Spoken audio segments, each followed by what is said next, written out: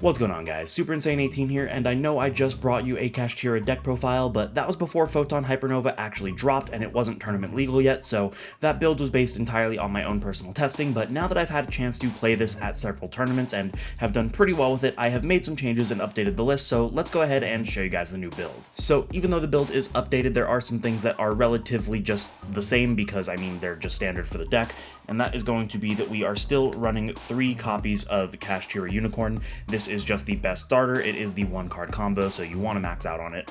We have 3 copies of Fenrir, which I still think Unicorn is the better one, because at time of recording, I'm still unaware of a 1-card Fenrir combo that really does a whole lot. Obviously, you know, you can end on like a rank 7, but that really doesn't matter all that much. You need to be able to go further than just a single rank 7, so if you guys know any, let me know in the comments down below. I would love to see them. And then we are only playing 2 copies of Riseheart. Now, initially, this was because I only had 2, but now that I'm testing it, I don't think you need this at more than 2. It really does nothing on its own. It's really only good by itself if you're in a really big grind game and you have a lot of stuff banished. You might be able to maybe banish like a Kashtira Theosis from deck to add a banished resource back to hand. But on its own, it really doesn't do anything, and it's very searchable, so I think 2 copies is the correct ratio. We are playing 2 copies of Scareclaw Kashtira. It is a Baguska out as well as just a combo extender as well, so I think this is the better one to run at 2 over something like the 1 copy of Tearlament's Kashtira. I really only think you need this at 1. It's just an extender and nothing else after that. And that is it for the Kashtira monsters.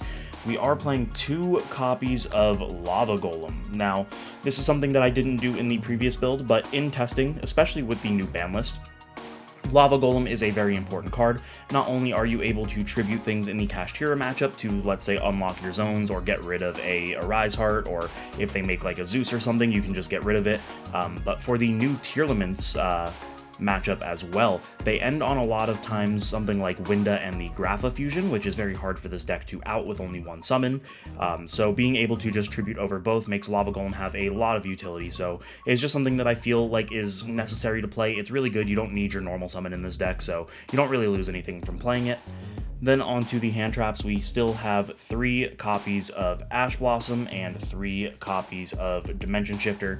These are just shaping up to be the best hand traps right now, especially for this deck. So yeah, if you're in the mirror match, you're obviously going to side out the Dimension Shifters, but I mean, against pretty much everything else, it's a death sentence. And that's it for the monsters. On to the spells. We are playing 1 copy of Reinforcement of the Army. Originally, this was my replacement because I didn't have the 3rd Riseheart, but this is probably the only thing that I would change in the deck.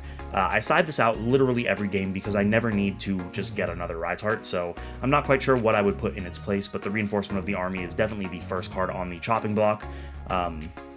Then we have our 1 copy of Terraforming. Obviously, we want the consistency to be able to search our field spell because the field spell is essentially a rota for the entire deck, not just the Riseheart, so we're obviously going to play that.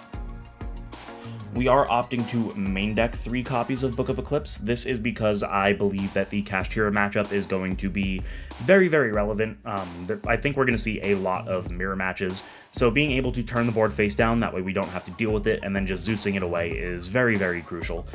So I think that this is very good to main. If you're against something that the Book of Eclipse doesn't really go up well against, you obviously just side it out, but because Kashtira is the deck to beat right now, I think that this is an obvious choice for the main deck. We are playing 3 copies of Pot of Prosperity. This is obviously just a consistency card. We are playing 3 copies of Birth. Now, I'm on the fence with this card between 2 and 3. A lot of times you don't really need the 3 because obviously you're able to search it, so you bump it down to 2, but then sometimes you bump it down to 2 and you want to be able to see it without searching it, and it's just kind of like a double-edged sword, so I'm still testing the ratios on this, but I believe in my last build I only played 2, I can't remember. This time I'm playing 3. We have 3 copies of Kashtira Theosis. Obviously, this is just an insane card. It is an E-Telly specific for the deck, and when you banish it, you can add back resources, so just very, very crucial. 3 copies of the Pressured Planet, if I wouldn't drop cards. This is just a really good way to search your monsters as well as have additional interaction. Anytime your Shangri-Ira activates its effect, you can go ahead and destroy a card. Not just that, but it also gives your monsters 100 attack for every different attribute on field, so it lets you get over some bigger threats that you otherwise normally wouldn't be able to get rid of. And that is it for the spells. We are playing 1 copy of Kashtira Big Bang. I personally hate this card because it is always glued to my hand. I seem to open it pretty much every game and have to think of unique ways to banish it, like searching the Scareclaw or the Tier Limit Kashtira, just to make sure that I have a way to get it out of my hand. And it is just, I don't know, like, you have to play it, but I personally hate it. It's just glued to my hand. And rounding the deck out, we have 3 copies of Infinite Impermanence as well, and that's going to do it for the main deck at 40 cards. Let's show you guys the extra. Now, I don't 100% remember the extra deck I showed you guys in the last one, so this should, I believe, be relatively unchanged. There is one change, and I'll talk about it when I get there, and there's one change that I would like to make, so I'll talk about that as well. We are playing double copies of the Shangri-Ira. Obviously, this is just the staple of the deck. You need it. We are playing 2 copies of Arise Heart. Again, just the staple of the deck. You have to have it. One of the changes is we took out the Mecha Phantom Beast Dracosac for the Dark Armed Dragon of Annihilation. Now, this card is really cool, and I know that it doesn't have the same kind of utility. A lot of times what the Dracosac is good for is the fact that it can't be destroyed when you have the tokens allows you to make a very free Zeus. You can summon the tokens, swing into anything. Even if you take damage from it, you're not going to be destroyed, and then you have a free Zeus to slap on. But I like this a lot better because of the utility. It is not a once per turn, meaning that you can destroy cards for as many materials as you have. Not just that, you can also banish cards from your graveyard when you do, meaning that you can get stuff into the graveyard, like if you have a Theosis and you want to add back a material or a resource from your banish, you can go ahead and do that. More importantly, and what I did with it at tournament last night, was I was able to banish my Dimension Shifter. That was the only card in the graveyard, and then activate a new Dimension Shifter that was in my hand. So I think the utility for that is really cool and really worth it. Then we are playing 1 copy of number 11 Big Eye. This is another change that I want to make. I do want to bump this up to 2 for the mirror match specifically, because if the mirror match rips this out, then you're not really going to have a good time. Big Eye is a very, very crucial part of the mirror match as well, so I'm not quite sure what I would cut, but I do want to bump this up to 2. We are playing 1 copy of Diablosis the Mind Hacker. This is another thing that a lot of people are running 2 of, but I just don't think you need it. In the mirror match, it's not really all that important, because they're playing 2 of everything that you would want to banish anyway. So I don't think you need 2 of for the mirror match, and I think that you only need 1 of if you're not in the mirror match, because they don't really have a way to get rid of it, out of your extra deck at least. So I don't think you need to play 2 of it. We are playing 1 copy of Red Eye's Flare Metal Dragon. I can't remember if I played this in the last build I showed you guys. I know I did cut it at one point, but it's back in the deck because time exists, and unfortunately, as long as time exists, you gotta play a way to win in time. We are playing 2 copies of Zeus. Again, this is because Zeus is very crucial for the mirror match, being able to just wipe the board for free. Not to mention you can do things like Big Eye steal one of their XYZs and then slap the Zeus on top of their XYZ as long as, you know, an XYZ attack that turn. So I think that it's really important. You want to play 2 so that your opponent doesn't mind hacker it out of your extra deck.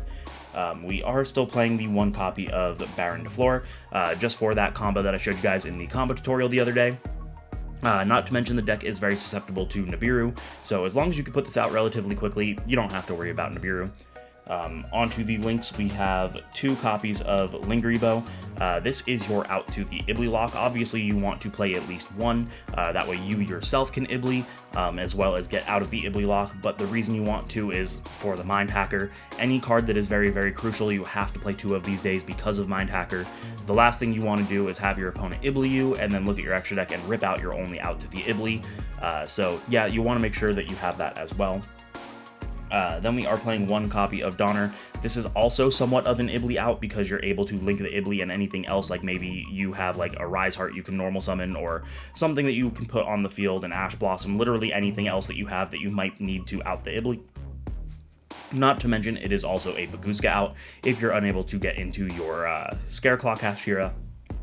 And then the final card is going to be the Infinitrack Goliath. For this one, it's just a pot of prosperity fodder, because when you use a Rise Heart to attach a banished material, you can attach this, and XYZ material cannot exist face down, so even though it was banished face down off pot of prosperity, you can go ahead and attach it to the Rise Heart, and now the Rise Heart is immune to being destroyed, which is very, very cool. So that is the extra deck, and yeah. Hopefully you guys enjoyed my updated Kashtira list. Like I said, the changes are very minimal, but there are definitely some changes there, because after testing it in a real tournament setting, rather than just playtesting it by myself with friends and online, there were some very obvious changes that I felt I need to make. If you guys enjoyed it, you know the deal. Make sure to subscribe, hit the notification bell, like, comment, share with friends, maybe consider supporting me on Patreon. Don't forget, all of the side decks for the deck profiles that I showcase are up on my Patreon, so I would always appreciate the support. Thank you guys so much for watching. We will see you in the next one.